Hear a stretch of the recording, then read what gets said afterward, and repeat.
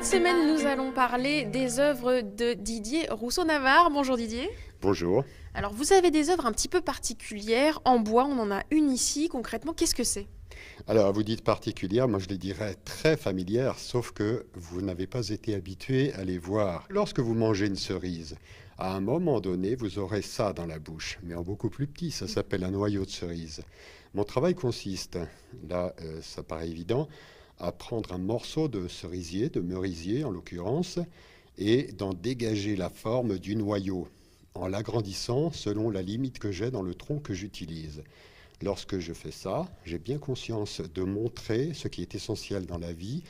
La première chose, pour un végétal, c'est la graine. De donner à voir la graine dans sa forme, mais aussi dans la texture, dans la nature du bois. Lorsque j'ai fait ça aussi, j'ai conscience que je parle de la mémoire biologique de l'arbre, comme de tout être vivant, mais aussi je restitue à l'arbre sa mémoire géographique en inscrivant dessus, comme vous pouvez le voir, le code GPS de l'endroit où l'arbre a poussé. Ainsi, il y a des sculptures ici qui viennent de toutes les régions de France, mais aussi d'Allemagne. Et à chaque fois, on découvre à la fois la nature du matériau, du bois, qui est différent pour chaque essence, mais aussi la forme des graines. Et parfois des graines que vous ne pouvez pas voir parce qu'elles mesurent moins d'un quart de millimètre. Il faut d'abord travailler le dessin avec le microscope, dessiner la graine afin de la sculpter et de la restituer pour la donner à voir au public. Want more. Suddenly you need more, need more. Now you just wanna do it, wanna do it, wanna do it again.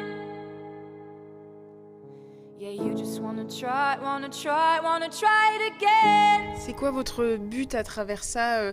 Justement, interroger les gens ou les informer? Vous cherchez quoi? On pourrait dire parfois que il y a une vocation militante dans mon travail, c'est pas le cas. Et c'est plutôt une vocation plutôt philosophique, une recherche philosophique avec l'envie de contribuer à une réflexion collective sur notre manière d'être et notre rapport au monde, une sorte de changement de paradigme ou de philosophie, en montrant cette proximité qu'on a avec le végétal. Après tout, lorsque vous respirez, l'arbre qui est là devant vous, n'importe où, il aspire le dioxyde de carbone qui sort de vos poumons, il l'inspire dans ses tissus, et il expire de l'oxygène que vous respirez. Donc il y a véritablement un échange. On ne le voit pas, il est invisible, mais il existe physiquement.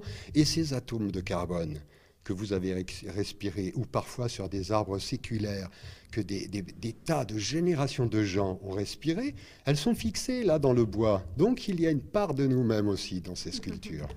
Là, on vous voit depuis tout à l'heure toucher sans problème les sculptures. Le côté aussi ludique pour vous de ces sculptures, c'est que voilà, on n'hésite pas à entrer en contact avec vos œuvres. Alors moi je dirais pas ludique, je dirais sensuel, et je trouve que c'est une chose essentielle. Lorsqu'on est en contact avec une sculpture, on est avec quelque chose de physique et il y a une sensualité qui doit se dégager et ça me paraît essentiel et j'invite tous les publics à venir toucher les sculptures pour en éprouver pas seulement la forme, les courbes.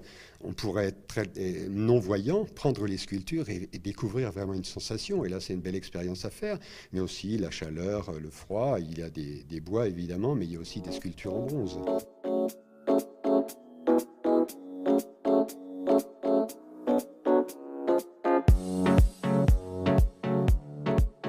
En plus des travaux de Didier Rousseau-Navarre, Patrick, on a aussi deux peintres dans ce Zoom sur à l'arrivage.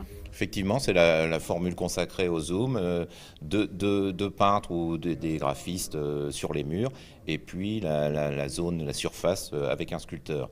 Et là, nous avons Christophe Fazot et Marion Robert, qui sont deux peintres qui vont bien ensemble, dont les univers se superposent. Christophe Fazot qui est dans les rouges, les noirs, quelque chose de très incisif, et Marion Robert qui, elle, est dans un univers beaucoup plus coloré. Et les deux ont à cœur de décrire eh bien, l'humain dans toute son intériorité. Et ça donne un bel échange.